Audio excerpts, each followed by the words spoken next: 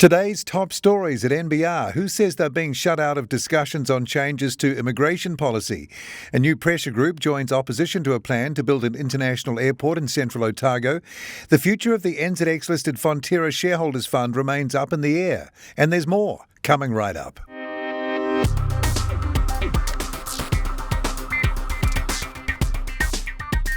Kia ora and welcome to NBR Today, a wrap of the day's top business stories from the authority in New Zealand business news since 1970, nbr.co.nz.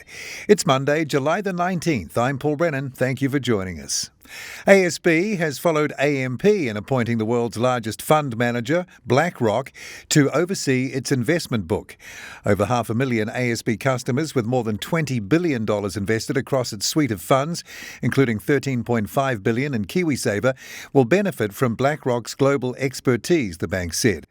BlackRock will be ASB's chief investment and portfolio manager, encompassing active and index manager research. Adam Boyd, the executive general manager of private banking, wealth and insurance, said it will manage asset allocation and currency decisions across all funds, including the ASB portfolio series.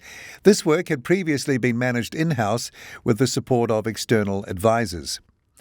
The New Zealand Association for Migration and Investment says it's being shut out of discussions on changes to immigration policy. The association is a not-for-profit society that has represented its immigration advisor members since 1989. The chair of the association, June Ranson, joined our political editor, Brent Edwards. We're at the cutting edge here because we've got the migrants that we're dealing with, we're trying to help.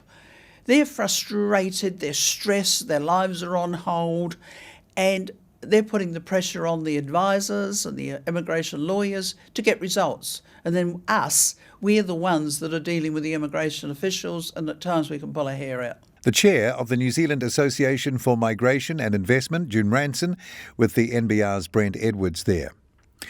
A new pressure group has joined opposition to Christchurch International Airport's plan to build an international airport at Tarras in central Otago. The group, named Stop Central Otago Airport, believes there's already enough airport capacity in the lower South Island and that the Tarras environment would be shattered by a new airport. The group purports to represent concerned residents and ratepayers from the Central Otago District, Queenstown Lakes District and people elsewhere in the country, including Christchurch, according to a report on the Wanaka app, which also noted Zella Downing as its spokesperson. The future of the NZX-listed Fonterra Shareholders Fund remains up in the air after the first round of the co-op's farmer consultation on changes to its capital structure. In a statement issued to the NZX, Fonterra said it was considering several changes to its initial proposals put forward in May, but there was no clear preference from farmers on the listed fund.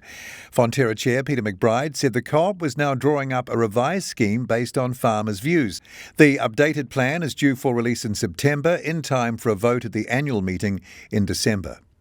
Air New Zealand has appointed Alison Gerry, Claudia Batten and Paul Golter to its board of directors, effective from their approval at the annual shareholder meeting later this year. The appointments will fill the vacancies created by the retirement of long-serving directors Jan Dawson, Rob Jager and Linda Jenkinson. The shareholders meeting will take place on September 23rd. Chair Dame Therese Walsh said the appointments would provide further digital, strategic and employment relations expertise to support Air New Zealand's revive phase and to support management's objectives of prioritising people and customers and investing in digital solutions that empower customers.